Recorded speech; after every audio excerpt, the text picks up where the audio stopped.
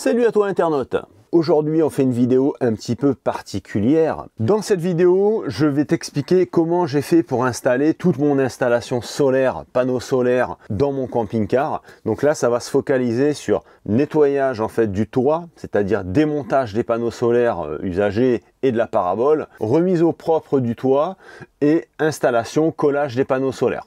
Après, on fera une vidéo dédiée pour le régulateur de charge, une vidéo dédiée pour le DC-DC, etc., etc. Là, tu vas avoir des diaporamas photos, il va y avoir quelques petites séquences vidéo, mais je vais surtout t'expliquer verbalement comment j'ai procédé à chaque étape. Alors, chers amis, ça y est, c'est officiel. Si jamais tu as besoin, je propose mes services. Donc, si jamais tu as besoin pour ton camping-car, pour faire ton installation solaire, installer ta batterie, ton DC-DC, refaire toute ta déco extérieure, refaire ta déco intérieure. À présent, je fais toutes ces activités et bien évidemment, j'ai un statut professionnel avec un numéro de SIRET.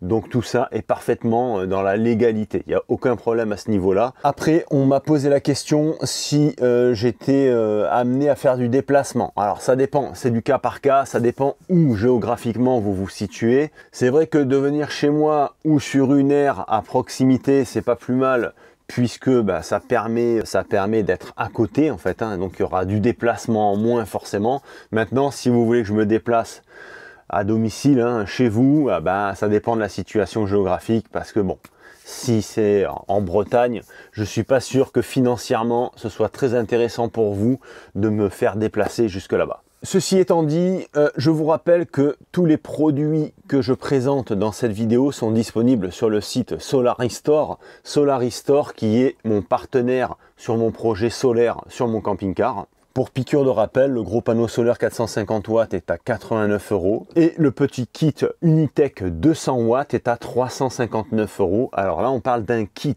c'est le kit complet.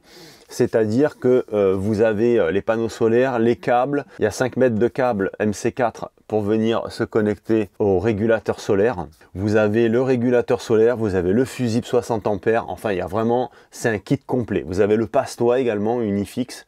Donc on est sur un très très bon kit. Allez les amis, sans plus attendre, on démarre cette vidéo. Donc les amis, sur cette photo, vous pouvez voir mon camping-car Mich Mich avec sa parabole et son panneau solaire de 15 ans d'âge. Donc un panneau solaire de 15 ans, croyez-moi, il est rincé. Il est rincé puisque les technologies solaires à l'époque, c'était pas du tout les mêmes que maintenant. Donc il était quand même nécessaire de faire une installation. Alors moi j'ai fait une grosse installation, je vais t'expliquer ça tout au long de la vidéo. Mais voilà, là la priorité c'était d'enlever tout ça sur le toit. Donc là on me voit sur le toit en train de démonter la parabole et le panneau solaire. Alors pour faire ce genre d'opération, moi je prends un gros cutter, prévoyez-en même plusieurs parce que moi j'en ai pété un, donc c'est vrai qu'après on est un peu embêté. Donc voilà, faut gratter doucement dessous, céder avec du WD-40 parce que sinon la lame va coller au Sika et on n'arrive pas en fait à couper. Donc avec du WD ça permet à la lame de glisser. Et voilà, au fur et à mesure qu'on avance, faire levier avec des cales en plastique pour aider le soulèvement et couper au fur et à mesure. Voilà, c'est très long et pénible à faire, mais bon, c'est la seule solution. Voilà, là on voit que j'ai commencé à démonter ce panneau solaire. Pour enlever le Sika, moi j'ai pris un grattoir. Un grattoir, pareil, avec un peu de WD, ça aide à bien glisser. Et à plat, voilà, enlever gentiment en fait l'excédent de Sika. Et après, tu peux tout nettoyer et dégraisser à l'essence F. Là, je te montre une photo du passe-toit d'origine. Donc, tu vois, on est vraiment sur un passe-toit très bas de gamme. C'est un simple couvercle qu'ils ont collé comme ça. En plus, bon, il est devenu très cassant. Et tu vois, il n'y a même pas de Sika au niveau du trou. Moi, je mets quand même du Sika ensuite dans le trou. Donc là, autant te dire qu'on est vraiment sur du passe-toit de très mauvaise qualité. Ici, on a le deuxième passe-toit. Donc le premier, c'était celui de l'antenne parabole. Et là, c'est celui du panneau solaire. Bon, tu vois, c'était pas Jojo quand même. Là, tu peux voir dans l'état que c'était sous le panneau solaire. Parce que forcément, c'est un endroit qui est très très difficile d'accès et qu'on nettoie jamais. Et comme tu peux voir, le panneau solaire appuyé en fait sur ce champignon. Bon, c'était un petit peu moyen quand même, comme quoi, tu vois, les concessionnaires, les installations, c'est pas toujours... Là, je te montre en fait les fixations de la parabole qui étaient collées sur le toit. Alors ça, une chose qui est très très bien, ils n'ont pas percé le toit en fait, hein. La parabole était uniquement collée, les panneaux solaires aussi. Ça c'est parfait, ça ne sert à rien, on ne visse rien sur un toit de camping-car ou de van. Donc là c'est très bien, c'était juste collé et au moins ça limite les problèmes de perçage. Voilà, la parabole qui est descendue ainsi que le panneau solaire. Panneau solaire, comme tu peux le constater, qui est complètement cramé, quoi, hein. Un panneau solaire de cet âge-là, niveau productivité, il est à peine à 60% de sa capacité, quoi. Surtout qu'encore une fois, à l'époque, les technologies n'étaient pas les mêmes. À présent, on a des panneaux solaires comme le JA Solar, le 450 watts que j'ai mis, ou même les Unifix qui sont là-haut, où tu as une production solaire qui est, je sais plus, je crois que c'est 15 ans, et 30 ans à 80%. Enfin, c'est quelque chose d'assez énorme. Je te laisse aller voir dans les fiches techniques chez Solaris, mais voilà, c'est quand même assez énorme. Là, me voici sur le toit, donc là, j'avais commencé à faire un petit coup de propre, hein, et tu vois, à cet endroit précis, on a en fait la parabole qui touchait et qui a endommagé en fait le support à deux endroits. Donc là, il y a une réparation que je vais être obligé de faire, puisque là, forcément, le gel coat est entaillé et là, on est sur la fibre. Ce champignon, il va falloir que je le remplace. Ça, c'est l'aérateur en fait de la salle de bain. Donc, il est complètement cramé puisque lui n'était pas abrité, hein, contrairement à l'autre qui était sous le panneau solaire. Une fois remis au propre, donc là, c'est l'entrée pour le gros panneau solaire 450 watts. Moi, je vais le faire passer par ici. Et sur le deuxième, là, ça va être les deux panneaux solaires qui vont venir alimenter ma batterie cellule.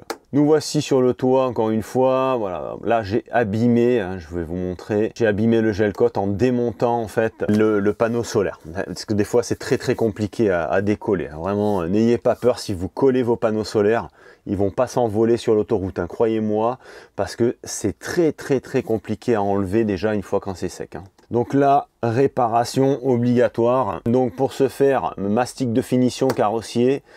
Et voilà, on fait les petites réparations. Et ensuite, sur ce même mastic, je vais mettre une peinture type marine, hein, de chez International, la Top Lac, en blanc, histoire de voilà, rendre un peu étanche le cinto. Bon, même si juste le cinto aurait suffi. Ici donc j'ai pris de la cornière aluminium et en fait pour faire mes supports de panneaux solaires, parce que bon, le gros JA Solar, j'ai pris le kit Unitech pour les 4 points et les 2 renforts centraux parce que il est gros.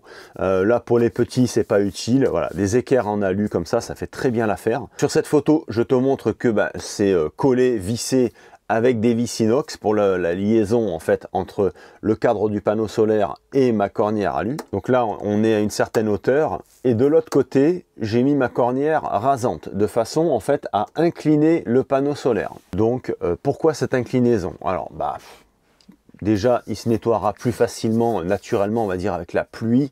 Et j'avais pas le choix que de le décaler pour faire passer ma prise MC4. Donc, comme je voulais pas un panneau suspendu, voilà, je l'ai mis un petit peu incliné. Comme ça, devant, on est bien proche du toit et à l'arrière, on est un petit peu plus écarté. Sur cette photo, préparation des supports, tu vois les 6 points qui ont été préparés avec le primaire Sika qui est fourni avec le kit Unifix. Donc c'est un primaire noir, hein, qu'on met sur le support et qu'on met également sur les pieds, hein, sur les patins. Un petit coup de papier sur le toit, un petit coup de papier au dos des patins. Alors, il n'y a pas d'importance sur le grain, hein. Tu peux y aller au 120 ou au 200, c'est pareil, hein. Après, on dégraisse bien le toit, les patins à l'essence F. Et ensuite, primaire, voilà. Là, le panneau solaire est collé. Sika, alors moi j'ai utilisé le 552 livré avec le kit. Et si tu veux une vidéo un peu plus complète sur la mise en place des patins, je te mets une vidéo dans la description. Ici, on est sur la mise en place en fait des boudins de Sika pour venir coller les petits panneaux. Alors les petits panneaux, moi je les ai collés au Sika 521 UV. Donc ça c'est l'autre partie. Alors tu vas voir pourquoi on a une encoche. J'avais pas le choix en fait, à l'endroit où il passait, j'ai mon passe-câble en fait qui passe exactement à l'endroit du panneau solaire. Donc j'avais pas d'autre choix que de lui faire une encoche. Là ici tu vois que j'ai commencé à câbler, hein. On voit aussi clairement le raccordement du panneau solaire en série. C'est-à-dire que sur tes panneaux solaires tu as plus, moins, plus, moins. Pour un branchement en série, tu prends le plus d'un panneau solaire et le moins de l'autre. tu les branches ensemble. Là, c'est ce qui se passe en fait sur ce schéma. Et ensuite, il te reste ton plus et ton moins.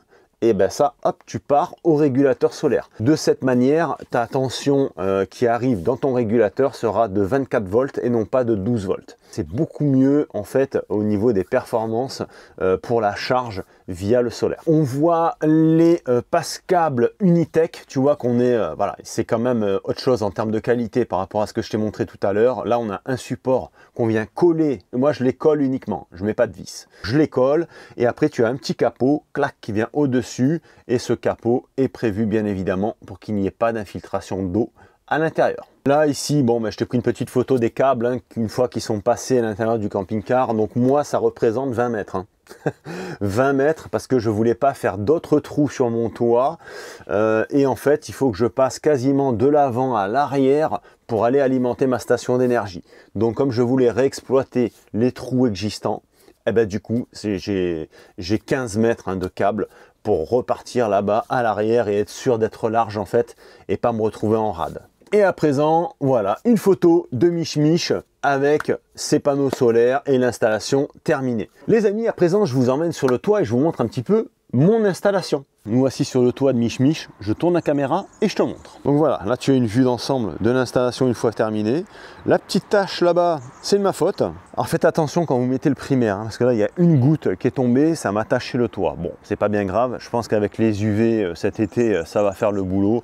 J'avais pas envie de remettre une tache de peinture blanche, bon, je préfère laisser comme ça. Donc là, tu peux voir les gros supports Unitech, hein. Voilà, les gros supports pour le gros panneau. Et là ici, les supports intermédiaires. J'ai fait également voilà, un petit joint de finition, on va dire, hein, et de consolidation sur la périphérie. Là, on est sur les deux panneaux solaires Unitech, mes kits de fixation que j'ai fabriqués maison, hein, en alu avec des vis inox. Donc ça a été collé uniquement et pas vissé, hein, tu vois, l'équerre.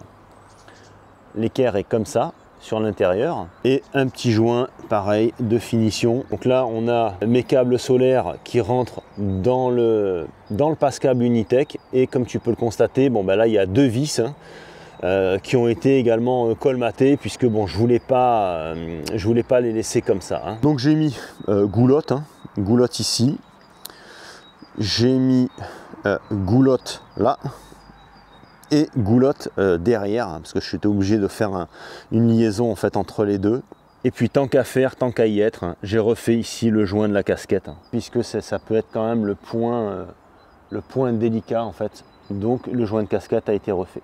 Bon les amis, on est retourné à l'intérieur parce que dehors ça caille un petit peu. En ce moment on a un temps de neige. Donc voilà au niveau de mon installation solaire. Je te remets la vidéo comme prévu pour le protocole de collage pour ceux qui veulent le voir dans la précédente vidéo que j'avais fait sur mon autre camping-car. J'espère que cette petite vidéo pourra vous être utile. Si toutefois vous ne vous sentez pas de refaire votre installation solaire et vous voulez que j'intervienne, eh ben, n'hésitez pas, vous m'envoyez un petit mail. Le mail est en bas dans la description de la vidéo, manurevacampingcar@gmail.com, et on voit ensemble par rapport à la situation géographique, par rapport à vos besoins, qu'est-ce qu'on fait sur le véhicule. Alors je te parle d'énergie solaire, mais bon, ça peut être une multitude de choses en fait hein, qui concernent le camping-car. Hein. Si tu as des demandes, tu me contactes et moi je te répondrai si c'est dans mes compétences ou pas. Allez les amis, sur ce, on se retrouve très bientôt pour le tuto pour le régulateur de charge MPPT.